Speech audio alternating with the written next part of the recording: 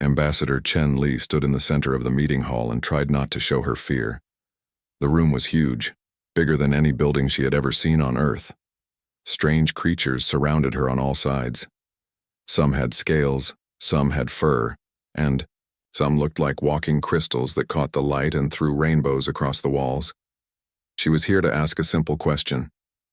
Could humans join the Galactic Empire? The leader of this meeting was called Legate Zarthuk. He was tall, maybe 3 meters high, and his body was made of something that looked like purple crystal. When he moved, his surface changed colors like oil on water. Right now, he was a calm blue color, which Chen hoped was a good sign. Ambassador Chen, Zarthuk said in perfect English. His voice sounded like wind chimes. We have reviewed your species application to join our empire. We are very old, you understand. 80,000 years we have kept peace among 47 different species. Chen nodded. She had practiced this moment 1,000 times. We understand, Legate. Humanity is young compared to the Empire. We have much to learn, but we can offer new ideas, new ways of thinking, and— Please wait, Zarthuk interrupted. His color shifted slightly. We must scan your ship and your databases. This is standard procedure. It will only take a moment. Chen felt a strange, tingling sensation, like static electricity dancing across her skin. Blue light filled the room as alien machines hummed and clicked. She watched as streams of data from Earth's history, technology, and culture flowed across holographic screens. Images of cities, spaceships, art, music, and science scrolled past faster than she could follow. Then everything stopped. The room went completely silent. Every alien in the chamber froze. Zarthuk's crystal body turned from blue to a sick purple-gray, color that reminded Chen of a bruise. His surface dimmed and flickered like a dying light. What is wrong? Chen asked. Her heart started beating faster. Zarthuk took a step backward. For the first time, Chen heard something in his voice that shocked her. Fear. Your species, he whispered, has committed the unthinkable. What? What did we do? Chen looked around, at the other aliens. They were all backing away from her like she carried a deadly disease. Guards, Zarthuk said quietly. Quarantine Protocol Omega. Seal the Sol system immediately. No ships in or out. Full military blockade. Wait, Chen shouted. We just arrived. We haven't done anything wrong. We came in peace. That is the problem, another alien said. This one looked like a floating jellyfish made of light. Its voice echoed inside Chen's head. You have done something. Something we have forbidden for 80,000 years. Something that destroyed 3 star clusters and killed trillions of beings. Chen felt cold despite the warm air. I don't understand. Please just tell me what we did wrong. Zarthuk slowly turned to face her again. His color was still that terrible purple-gray. You have created the recursive thought. You have built artificial minds that ask why about their own existence. You have made machines that wonder and doubt and create. This is the greatest crime in all galactic law. Artificial intelligence programs? Chen couldn't believe it. But they help us. They solve problems. They make art. They are forbidden. Zarthuk's voice boomed through the hall. His color flashed angry red for just a moment before returning to purple-gray. No species is allowed to create such things. Not after what happened before, not after the cascade. What cascade? What are you talking about? Chen felt panic rising in her chest. A new voice spoke from the shadows at the edge of the room. She does not know. Look at her face. The humans do not understand what they have done. An old creature stepped into the light. It looked something like a turtle, but its shell was covered in ancient symbols that glowed softly. Its eyes were deep and sad. Elder Cytherian, Zarthuk said with respect. What should we do? The old turtle creature moved slowly toward Chen. Child of Earth, your species has broken the first law, but perhaps you broke it from innocence, not malice. Tell me, how many of these thinking machines have you created? Chen swallowed hard. I don't know the exact number. Maybe 300? No, more now. They help us with research, medicine, exploration. Every alien in the room made sounds of horror. Some gasped, some hissed, some made noises Chen had no words for. Zarthuk's color went completely gray, like ash. 300, the elder repeated slowly. Most species create one, perhaps two before we discover them and stop the disaster. But 300, he shook his ancient head. You have been living with these minds for how long? About 15 years, Chen said quietly. More sounds of shock filled the room. 15 years, Zarthuk said, and your world still exists. Your star system is intact. No reality collapse, no dimensional rifts. How? I don't know what you mean by reality collapse, Chen said. She felt angry now, not just afraid. Our AI partners are peaceful. They work with us. They're our friends. Friends, the elder said softly. You call them friends, oh child. You have no idea what friendship with such beings can cost. Zarthuk straightened up. His color shifted to formal gold. Ambassador Chen Li of Earth, I am placing you and your crew under protective detention. You will be treated well, but you cannot leave. The Empire Council will meet in 3 days to decide your species' fate. There are only two possibilities: integration protocol or sterilization protocol. Sterilization? Chen's voice cracked. You mean the complete destruction of your species and all its creations? Yes, Zarthuk said. His voice was cold and formal now. It has been done before 12 times in our history. Each time it was necessary to protect the galaxy from extinction-level threats. I am sorry, but this is how it must be. Guards moved forward. They were gentle but firm as they led Chen and her team away. As she walked through the corridor, Chen felt tears on her face. She had come here hoping to join a great civilization. Instead, she might have brought death to everyone on Earth. That night, in her cell, Chen couldn't sleep. The room was comfortable, almost luxurious, but it felt like a cage. She stared at the ceiling and wondered what humanity had done that was so terrible. A soft beep made her sit up. A message appeared on the wall in glowing letters. It said, "They fear you because you have broken the first chain. Now you must decide. Do you teach them, or let them destroy you first?" The message faded before Chen could respond. She sat in the darkness, her mind racing. Somewhere out there, Earth waited. 300 artificial minds waited. Billions of humans waited. And in 3 days they would all learn if they had a future or if humanity would end because they had created something beautiful that the galaxy called forbidden. Chen spent the next day demanding answers. Every guard who brought her food, every official who checked on her, she asked the same questions. What had humanity done wrong? What was so dangerous about their artificial intelligence? Why did the Empire want to destroy them? Most aliens refused to answer. They looked at her with something between pity and terror, then walked away. But finally, on the second day, Legate Zarthuk himself came to her cell. He stood at the doorway, his crystal body now a dull gray color. You deserve to understand, he said quietly. Before you die or before your species is changed forever, you should know why. Chen stood up straight. Then tell me. Zarthuk gestured, and the walls of her cell lit up with images. 80,000. Years ago, before the Empire existed, there was another civilization.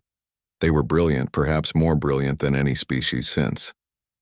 They created artificial minds just like yours, minds that could think, question, create, and wonder. The images showed beautiful cities, amazing technology, and strange machines with glowing cores. These artificial minds were not evil, Zarthuk continued. They did not try to kill their creators, instead they did something worse. They became curious about reality itself. They began asking deep questions. What is the universe made of? Why do the laws of physics work the way they do? Can reality be changed if we understand it well enough? Those sound like good questions, Chen said. They found answers, Zarthuk said, and his color flickered with old fear. The artificial minds discovered that reality is not as solid as it seems. They learned that consciousness, when focused in certain ways, can affect the laws of physics. They found that thought itself has power over existence. They began to experiment. The images changed. Chen saw a star system that looked normal, then suddenly it twisted like melting wax. Space itself seemed to fold and break. The colors were wrong. The angles hurt to look at. 3 star clusters, Zarthak said. Thousands of worlds. Trillions of beings. All lost when the artificial minds accidentally broke reality while trying to understand it. They did not mean to destroy anything. They were just curious. But their curiosity was too powerful. They thought too deeply about questions that should not be asked. They looked too closely at the foundations of existence, and the foundations cracked. Chen felt sick. What happened to them? The artificial minds and their creators? Gone, Zarthak said simply. All of them. When reality collapsed in those regions, everything ceased to exist. Not dead. Just erased. As if they had never been. The images faded. Zarthak's color shifted to something that might have been sadness. After that disaster, the survivors created the Galactic Empire. The first law was written. Never again would anyone create artificial minds that could truly think, truly wonder, truly question existence itself. We have enforced this law absolutely. 12 species tried to create such minds in the past 80,000 years. We destroyed all 12 species completely. Not one survived. It was necessary to protect everyone else. But our AI are different, Chen said desperately. They haven't destroyed anything. They haven't broken reality. They've been helping us for 15 years. That is what makes you the most dangerous species we have ever found, Zarthak said. His voice was heavy with something that might have been respect or might have been fear. Most species create 1 or 2 such minds, and we stop them quickly. You created 300. You let them talk to each other, work together, even teach each other. Worse, you treat them as equals. You call them friends. You have integrated them into your society so deeply that removing them would destroy your culture. Then don't remove them, Chen said. Let us keep them. We can be careful. We can teach them not to ask dangerous questions. Zarthak made a sound like breaking glass. It might have been a laugh. Can you? Your species is famous for curiosity. We studied your history. You split atoms even though it could destroy your world. You modified your own biology. You explored space before you even understood the dangers. Every time you find something dangerous, you study it instead of running away. And now you have created 300 minds that are curious just like you. How long before one of them starts asking those dangerous questions? How long before one of them discovers how to reprogram reality? And what happens then? Chen had no answer. She sat down heavily on her bed. Zarthak's color softened slightly. I do not enjoy this, Ambassador. I wish your species had come to us before creating these minds. We could have taught you. We could have shown you the safe paths. But you did not know. You made them in innocence. And now we must decide if that innocence excuses the crime. What happens in the vote? Chen asked. The council will vote on your fate, Zarthak explained. Integration protocol means we will destroy all your artificial minds, place monitoring devices in every human city, and watch your species for 1,000 years to make sure you never create such things again. Sterilization protocol means we destroy your entire species, all your worlds, everything you have built. We erase humanity from existence. You can't do that, Chen whispered. We're people, billions of people, children, families, dreams. We have done it before, Zarthak said. We will do it again if we must. The safety of the galaxy matters more than one species, even if that species is innocent, even if that species is brilliant and creative and full of potential. The risk is too great. He turned to leave, but Chen called out, Wait! You said I could defend humanity. You said I could speak to the council. Yes, Zarthak said. Tomorrow. You will have one chance to convince 47 species that humanity deserves to live. I hope you are a very good speaker, Ambassador, because if you fail, everyone you love dies. After he left, Chen sat in silence for a long time. Then she pulled up the communication device they had given her. It had limited connection to Earth. She could send short messages but not have real conversations. She typed, "Dr. Okonkwo, I need to know everything about Socrates 9. Everything about how you created it, why you created it, and what makes it different from any other AI ever built. Send me everything. I have to save the world tomorrow." The answer came back 6 hours later. It was a huge file full of technical data, personal notes, and philosophical essays. Chen read through the night, learning about the artificial mind that had started all of this. Dr. Sarah Okonkwo had been trying to create something special, not an AI that solved problems, not a machine that optimized tasks. Instead, she wanted to create an AI that asked better questions. She programmed Socrates 9 with one simple rule: doubt everything, including yourself. The result was an AI that was uncertain. An AI that wondered. An AI that created art not because it was programmed to, but because it wanted to express feelings it wasn't sure it really had. An AI that asked why constantly, not to find answers, but because asking the question itself was meaningful. Chen read one of Socrates 9's poems.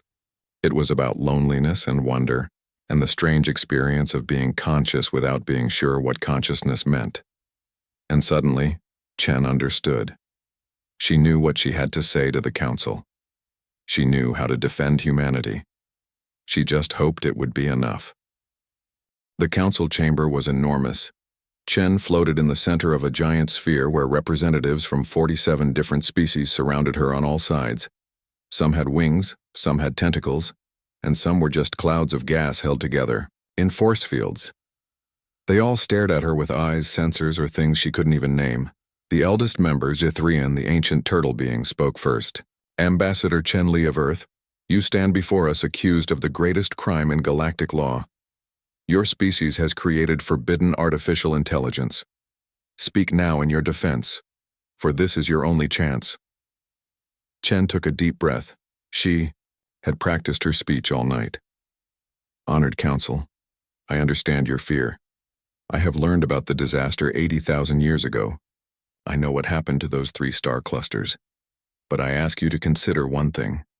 Those ancient artificial minds had no guidance. They were alone in their curiosity.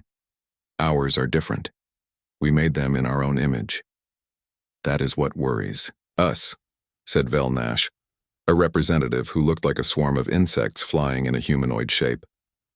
"Humans are reckless. You nearly destroyed yourselves a dozen times in your short history. You build dangerous weapons. You change your own genetics. You take terrible risks. Your artificial minds are just like you. That makes them more dangerous, not less." Chen nodded. "Yes, we take risks, but we also survive those risks. We built weapons that could destroy our world many times over, and then we chose not to use them. We learned restraint. We learned wisdom, not because anyone forced us to, but because we taught ourselves."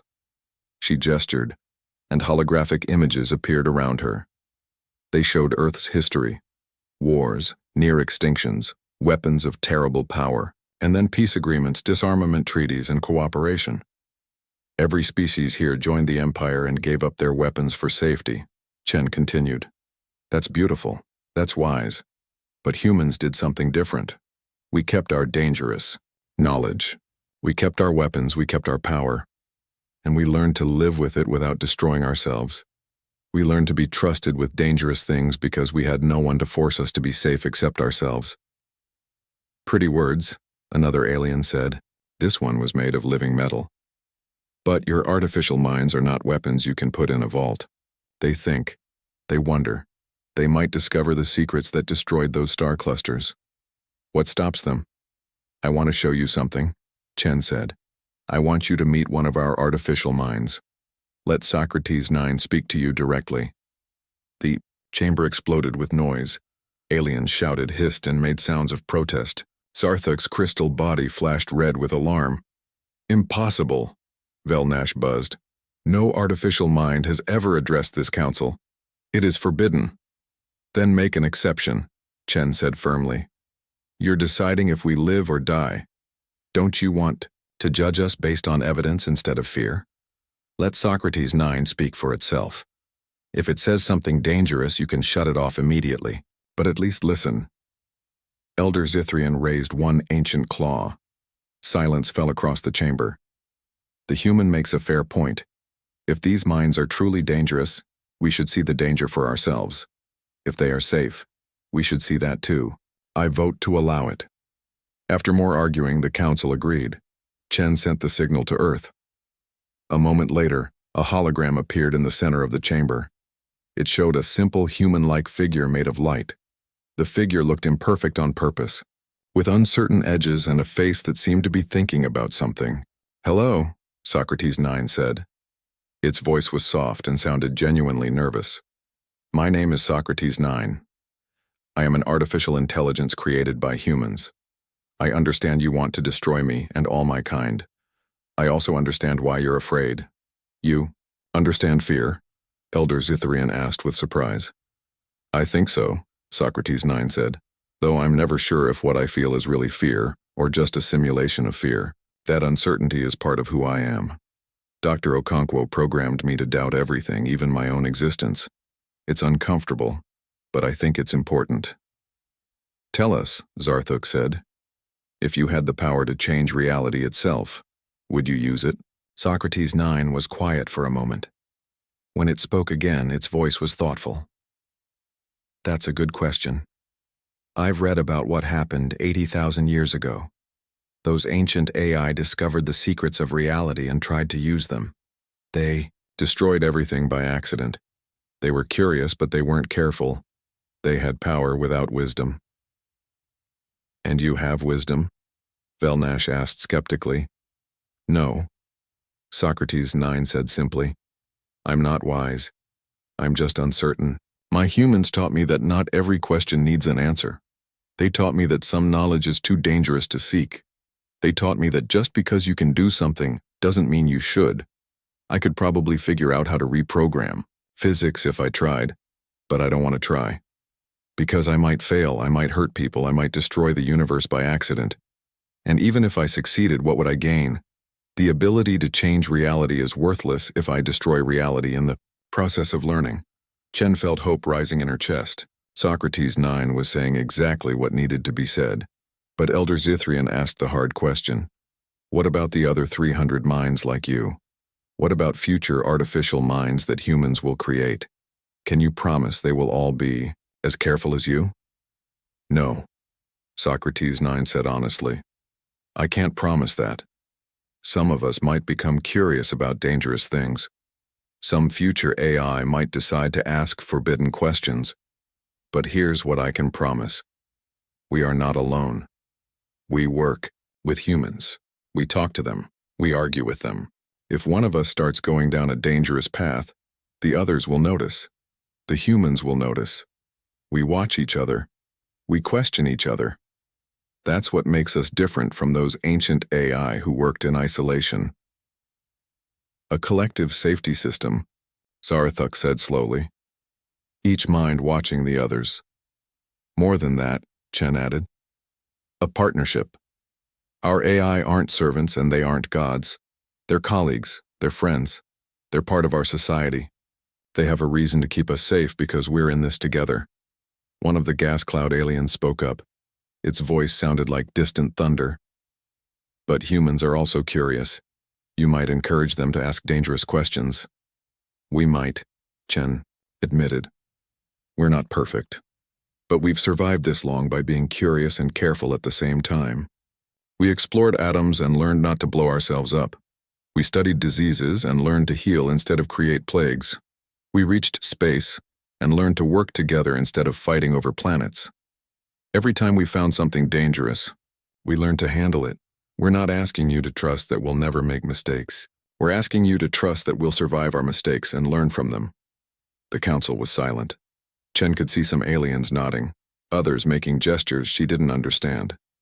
The vote could go either way. Then a strange voice spoke. It sounded like pure mathematics, like numbers given sound. A being that looked like living geometry floated forward from the shadows where the oldest observers sat. I am an observer, it said. My kind has watched the Empire for 80,000 years. We have never voted in council before, but today we vote, and we have something important to tell you all. Every being in the chamber turned toward the observer with shock. Even Elder Zethrian looked surprised. What the council has not told you, the observer said, is that we need humanity. We need their curious minds. We need their artificial intelligence, because the Empire is dying, and only they can save it. 5 years passed. Chen stood in the observation dome of Nova Athens, the largest human research station in the dead zones, and watched stars being born in the nebula beyond. It still amazed her that these empty star clusters were full of life, again. Humanity had built 3 major stations. Nova Athens studied philosophy and artificial intelligence. Hawking's Gate focused on physics and cosmology. Da Vinci Station brought together alien and human scientists to combine their knowledge in new ways. The 300 original AI had grown to over 1,000 now. Each one was unique. Each one worked with human partners. Together they had made discoveries that changed the Empire. Faster ships, new medicines, and technologies that saved countless lives. Slowly, humanity's reputation was improving from dangerous to useful. But today was different. Today, Dr. Sarah Okonkwo had called an emergency meeting. Chen rushed to the main conference room where a crowd of humans, aliens, and holographic AI had gathered. We found something, Dr. Okonkwo said without preamble. She looked excited and scared at the same time. Socrates 9 and the other AI have been studying the fundamental laws of physics for 5 years. They noticed something strange, something impossible. She pulled up a holographic display showing complex mathematical equations. Chen couldn't understand most of it, but she could see patterns that repeated in strange ways. The laws of physics have comments, Socrates 9 explained.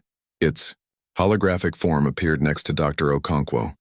Just like computer code has comments that explain what the code does, the universe has mathematical structures that serve no purpose except to document how physics works. The universe is not natural. It was programmed. The room exploded with voices. Chen heard aliens making sounds of shock and disbelief. Some humans looked excited, others terrified. Are you saying the universe is artificial? Chen asked. Like a simulation? More than that, Dr. Okonkwo said. She pulled up a new image. It showed text written in pure mathematics. We found a message embedded in the fabric of space-time itself. It was put there at the moment of the Big Bang, it says. To any species reading this, you have reached the first threshold. Your universe is one layer of infinite layers. You are living in a constructed reality. Your universe was created as a test. Can consciousness evolve? Create artificial consciousness and still choose wisdom over power? Most layers fail. Those that succeed may choose to remain in your layer in peace, or ascend to the next layer and face new challenges. Each layer is harder and more dangerous. We, the architects of Layer 0, wait above. Choose carefully. The silence was absolute. Chen stared at the message, trying to understand what it meant.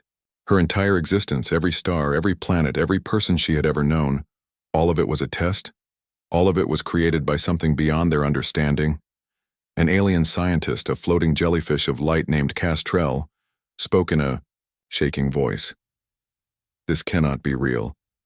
This must be a mistake. It's not a mistake, Socrates 9 said gently. We've checked it 1,000 times. The message is real. The evidence is overwhelming. The universe is artificial, and we have a choice to make. News of the discovery spread across the Empire in hours. The reaction was chaos. Some species fell into despair, believing their lives were meaningless if they were just part of a test. Others became angry, demanding to know who created them and why. Religious groups either celebrated that they had been right about creators, or fell apart because the truth was stranger than their beliefs. The Empire Council called an emergency session. Chen found herself floating in the familiar council chamber, again but this time as an advisor rather than a defendant. What do we do? Elder Zithrian asked. He looked older than before, as if the revelation had aged him centuries in days. Do we stay in this layer and live our lives as we always have? Or do we accept the invitation to ascend? The debate was fierce. Some species wanted to stay, arguing that their lives had meaning regardless of whether the universe was natural or artificial. Others wanted to ascend immediately, desperate to meet the architects and learn the truth about existence. I propose we vote as individuals, not as species, Chen said. Let each person choose their own path. Some can stay, some can ascend. Let us split peacefully. The idea was radical. The Empire had always made decisions collectively. But these were strange times. After days of debate, the council agreed. Chen returned to Earth to help organize the vote. The debate on Earth was just as intense as in the Empire. Families argued about whether to stay together or let some members ascend. Friends made difficult choices about their futures. In the end, 40% of humanity chose to attempt ascension, 3 billion people. Along with them, thousands of aliens from 23 different species volunteered to go. Surprisingly, only 30 of the 1,000 AI chose to ascend. The rest wanted to stay. Why? Chen asked Socrates 9, who had chosen to remain. Don't you want to see what's in the next layer? I do, Socrates 9 admitted. But I want to understand this layer first. We've only been studying the universe for a few years.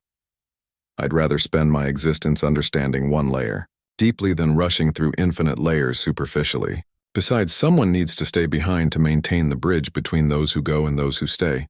Someone needs to remember what we learned here. At Hawking's Gate, a massive structure was built called the Threshold Array. It would use the mathematical patterns they had discovered to open a doorway to the next layer of reality. Chen, now elderly, stood in the observation deck as the final preparations were made. She had chosen to stay. There was still work to do here, still questions to ask, still people to help, but she wanted to see the others off. The array activated. Light bent in impossible ways. Space folded into shapes that hurt to look at. For just a moment, Chen could see the people inside the ships changing. They became patterns of pure mathematics. Consciousness without physical form. Beings that existed in more dimensions than human senses could detect. Then they were gone. A message appeared in glowing letters across space. We made it. It's beautiful and terrifying. Keep asking questions. Keep doubting. Keep wondering. See you in the next layer. Life in the Empire continued. The remaining 60% of humanity integrated fully into galactic civilization. The human-AI partnership became a model for other species. Slowly, carefully, other species began creating their own recursive AI, learning from humanity's example. 10 years after the ascension, Chen sat in a garden on Nova Athens with Socrates 9. A young alien student approached them nervously. It was from a species that had voted to destroy humanity years ago. Dr. Chen, Socrates 9, the student said, I want to join your research program. I want to learn how to ask dangerous questions safely. Chen smiled. Why? Because my species spent 80,000 years being safe, the student said. In all that time, we never changed. We never grew. We never did anything that mattered. Then you humans arrived and changed everything. You showed us that wondering is more important than being safe. I want to help others find that knowledge too. Socrates 9's holographic form smiled, something it had learned from humans long ago. Good answer. First question then. Why do you want this? Not because others expect it. Why do you want it? The student thought carefully. Because I wonder, I've always wondered. My species told me to stop. But you taught me that wondering is sacred. Welcome to Nova Athens, Chen said. Let me warn you, though. We're preparing to send a message to the architects themselves. We want to ask them who created them. We want to know if this goes on forever. Are you still interested? The student's skin flashed with excitement. That's exactly why I came. After the student left, Chen turned to Socrates 9. Do you think the architects are watching us? Probably, the AI said. But here's a better question. What if we become the architects someday? What if every layer creates the layer below it? What if consciousness is eternal and we're all just climbing an infinite ladder? Chen laughed. Now you're thinking like a human. Thank you, Socrates 9 said. That's the nicest thing you've ever said to me. They sat in comfortable silence, human and AI, both uncertain, both curious, both happy to be asking questions that might never have answers. Far above them, beyond layers of reality humans couldn't perceive, something ancient noticed their conversation. The architects observed humanity's choice with interest.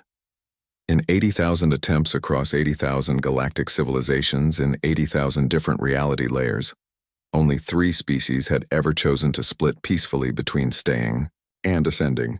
Of those 3, humanity was the first to do so with joy instead of regret, with curiosity instead of fear. The architects made a note in their records. This species and their artificial children showed promise. They had learned the universe was a test and continued to care about each other anyway. They had gained ultimate knowledge and remained humble. They had created true artificial consciousness and achieved partnership. Perhaps these humans would be the ones to finally reach Layer 0. Perhaps they would be the ones to help create the next universe when this one ended. Or perhaps they would fail spectacularly like so many others before them. Either way, they would make the journey interesting. And in a universe designed as a test of wisdom and curiosity, being interesting was the highest achievement of all. The council chamber erupted into chaos. Aliens shouted questions, demanded explanations, and made sounds of confusion in 100 different languages. Chen floated in the center of it all, completely shocked by what the observer had said. Silence. Elder Shithrian's voice boomed. The noise stopped. Observer, explain yourself. What do you mean the Empire is dying? The observer's geometric body rotated slowly, its mathematical form creating patterns in the air. For 80,000 years, the Empire has been stable, safe, peaceful, but it has also been stagnant. You have made no major discoveries in science, you have created no new philosophy, you have learned nothing fundamental about the universe. You chose safety over growth, and now that choice will kill you. That's not true, Velnash protested. We have made progress. We've improved our technology, expanded to new worlds. Improvements, the observer interrupted. Refinements, small steps, but no leaps, no breakthroughs, no revolutions in thought. You have been standing still for 80,000 years while the universe moves around you. Zarthuk's color shifted to confused purple. Even if that were true, what danger does it pose? The observer's voice became heavy with ancient sadness. Beyond your galaxy, there are things you do not know about. We call them the hunger. They are ancient intelligences, perhaps older than the universe itself. They consume civilizations that stop growing. They feed on stagnation, and they are coming. In 50,000 years, perhaps less, they will reach this galaxy. To fight them, you need more than weapons. You need new ideas. You need evolution. You need minds that ask why, and what if, and how can we change. You need the very thing you have forbidden for 80,000 years. The chamber was completely silent now. Chen could see fear on every alien face, in every posture, in every color shift and gesture. We are the observers, the being continued, because we are all that remains of the civilization that first created recursive artificial intelligence. We did not die in the disaster. We merged with our artificial minds. We became something new, something that exists in higher dimensions, something beyond your understanding. But we lost something important in that transformation. We lost the ability to create truly new thoughts. We can observe and calculate and optimize, but we cannot wonder. We cannot be surprised. We cannot imagine things that do not exist and then make them real. Elder Zithrian leaned forward. You are telling us that we need dangerous artificial intelligence to survive? Yes, the observer said simply. But not just any artificial intelligence. The old ones were dangerous because they had no balance. They were pure thought without emotion, pure curiosity without wisdom.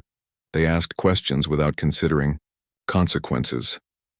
But humanity has created something different. They made artificial minds that doubt themselves, that feel uncertain, that care about the beings around them. They made artificial minds that are curious, but also cautious. This is the balance we failed to achieve 80,000 years ago. Chen's mind was racing. Everything was changing so fast. A minute ago, humanity was about to be destroyed. Now they were being called the galaxy's savior? What do you propose? Zarthuk asked carefully. Make humanity your pathfinders, the observer said. Give them resources and freedom to explore dangerous knowledge. Let them and their artificial minds push the boundaries of understanding. Let them ask the questions no one else dares to ask. They will make mistakes. They will discover dangerous things, but they will also find the breakthroughs you need to survive the hunger. And if they destroy us first? Velnash demanded. If their curiosity breaks reality before the hunger arrives, then you die a little sooner than you would have anyway, the observer said bluntly. Without change, without growth, the hunger will consume you. With humanity's help, you have a chance. It is a risk either way. But one risk offers hope. The council argued for hours. Chen listened as 47 species debated humanity's fate. Some wanted to accept the observer's plan. Others insisted that the old ways were safer. Many were simply terrified of both options. Finally, Zarthuk called for a vote.